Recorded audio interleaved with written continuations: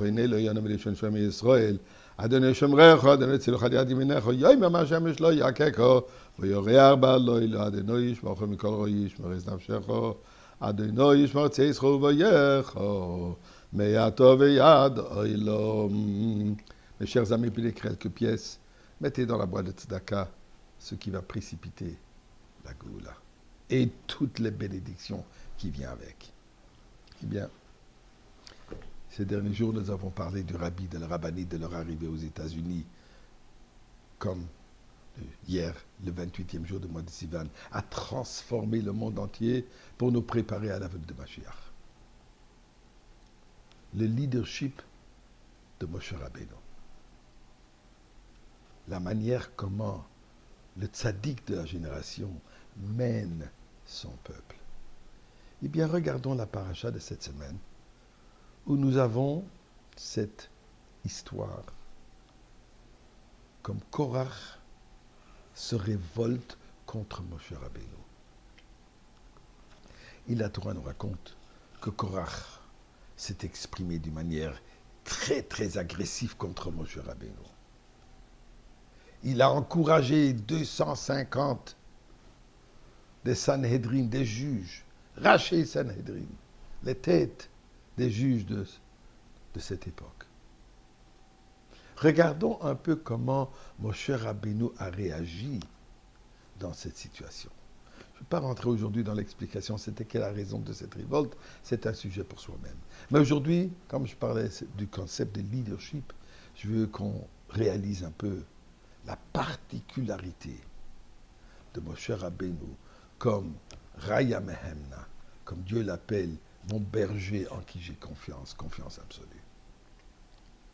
Regardez ce qui se passe ici. Parmi les choses que Moshe Rabbeinu fait, quand il se révolte, et parmi ceux qui se sont révoltés, aussi deux fameux caractères, Dathan et Aviram. On les connaît depuis il y a 40 ans en Égypte. Ce sont eux qui ont rapporté à la maison de Pharaon que Moshe Rabbeinu a essayé de tuer un Égyptien. Eux étaient la cause pourquoi Moshe Rabbeinu a dû fuir le palais de Pharaon. Et pendant 40 ans, ensuite, il était Midian. Après Médrash, pendant 10 ans, il était en prison. Il n'a pas eu la belle vie. Finalement, Moshe Rabbeinu les a sortis d'Égypte, il les a délivrés, il les a sauvés et tout ça, et ces deux caractères sont toujours là en train de se révolter, comploter contre Moshe Rabbeinu. Qu'est-ce que la première chose, dit le passage que Moshe Rabbeinu fait? Vaishlach Moshe likro le Datan velaviram ben Eliav. Il fait appel à eux. Rashi nous explique, il les appelle, essayons de trouver un langage qu'on puisse communiquer. Malgré le fait que ce sont des gens qu'on devrait repousser à l'absolu, Moshe Rabbeinu cherche, peut-être il y a quand même encore un moyen de communiquer avec eux. Malheureusement, ils ont refusé. Et le passage continue. La révolte, les gens qui crient, tu nous as sortis d'Égypte, on était bien, et ainsi de suite. Là, le passage dit la chose suivante. Vayichar le Moshe Mo'od. L'explication simple, ça l'a énervé. Il est devenu en colère. Vayomer al Hashem, il dit à Dieu, Al tefen el milchatam. N'accepte pas leur offrance. Pourquoi? Lo chamor echad mehem nasati. Je n'ai même pas pris même un âne, je n'ai pas pris deux. Velo hari oti et achad mehem. Je ne leur ai jamais fait du mal. Mon cher Rabbeinu a besoin de prouver devant Dieu que qu'il n'a pas fait du mal. Au contraire. Eh bien, écoutez, ce que le Rabbi Loshaki rapporte du Noam El-Melech, une explication extraordinaire. Moshe Rabbeinu, quand il voit que Korach et toute cette communauté se révoltent, il s'est dit, il y a quelque part une faille que j'ai en moi.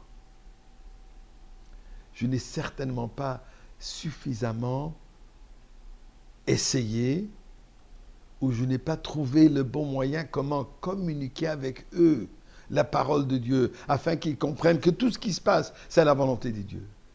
Et il dit, parfois quand on a un ennemi, quand on a une personne avec qui on a différentes opinions, la meilleure chose est de lui donner un sentiment qu'on a besoin de lui. Prête quelque chose de cette personne. Va le voir et demande-lui s'il peut t'emprunter un outil ou quoi que ce soit. Dis Moshe Rabbeinu, lo chamor echad mehem nasati. J'ai jamais demandé qu'ils me donnent quelque chose. En autre mot, qu'ils ont ce sentiment que je dépends d'eux, que j'ai besoin de quelque chose d'eux.